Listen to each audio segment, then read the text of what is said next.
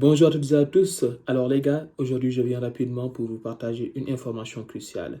Alors, il y a des gens notamment qui ont des soucis au fait pour faire la demande de visa visiteur parce qu'ils n'ont pas au fait quelqu'un qui pourrait leur adresser ou qui pourrait notamment leur faire une lettre d'invitation. Donc, si notamment toi qui regardes la vidéo, tu en fais partie, je te dis bel et bien que c'est bien possible d'aller au Canada avec un visa visiteur sans pour autant qu'une personne physique te fasse cette lettre-là en question.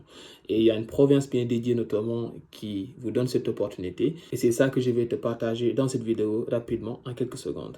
Alors, vous allez voir notamment ma tête tourner de gauche à droite, c'est normal parce que je vais regarder en même temps mon PC pour vous donner les informations, voilà, parce que j'ai vu notamment d'oublier, j'ai un serveur de poisson, c'est normal. Donc, pour ne rien rater, je vais regarder mon PC en même temps, je vous donne les informations et vous allez voir aussi donc une capture d'écran en ce qui concerne donc cette information. Alors, tout d'abord, le programme, c'est un programme notamment du Canada et s'intitule Programme candidat du Manitoba. Donc, Manitoba, si vous voulez, c'est la province qui se trouve au Canada. Ils parlent notamment aussi le français et l'anglais. Voilà, donc c'est pas un souci.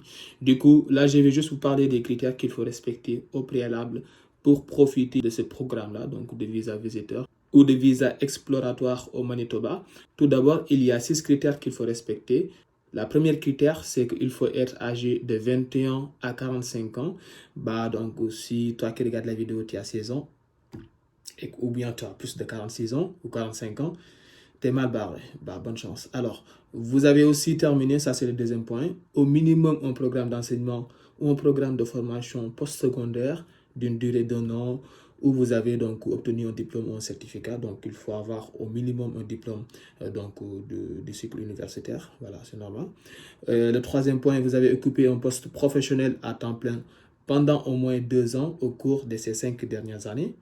Le quatrième point, vous possédez le niveau de compétence linguistique canadien. Donc là, il faudra faire les tests TEF ou bien le TCF. Donc là, c'est obligatoire. Voilà, donc pour les conditions qu'il demande, il faut avoir notamment une note qui varie entre le 5, 6 et 7. Donc ça fait partie des exigences, si vous voulez.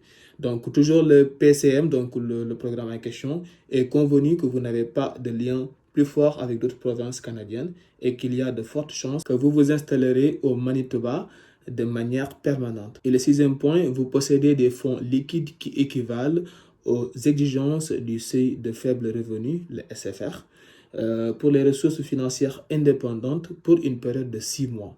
Donc là, c'est normal. Donc même si vous allez faire la demande de visa visiteur, vous avez quand même besoin d'avoir un minimum de fonds pour voilà, les frais de subsistance. C'est normal. Donc là, c'est les 6 critères qu'il faut respecter, notamment pour profiter du visa visiteur. Et donc là, vous allez justement sur le site donc, du programme en question, Manitoba. Et là, donc, vous allez juste remplir un formulaire et voilà, croiser les doigts en attendant qu'il vous invite au Canada. À noter que donc si vous avez déjà rempli le formulaire en question, donc les candidats dans le bassin de visite, donc sur le site notamment, donc pour la visite exploratoire, sont différents des candidats qui présentent une déclaration d'intérêt du PCM. Voilà, c'est très important, il faut le noter les gars. Et le système de tirage pour les visas exploratoires ne sera pas basé sur un système de points. Ensuite, ce que je vais rajouter comme information, c'est qu'une fois que vous terminez donc, votre durée donc, de visa visiteur par rapport à la durée qu'il vous donne, vous avez à la fin un entretien à faire notamment avec ce programme-là. Donc, il y a un siège notamment où vous allez passer un entretien.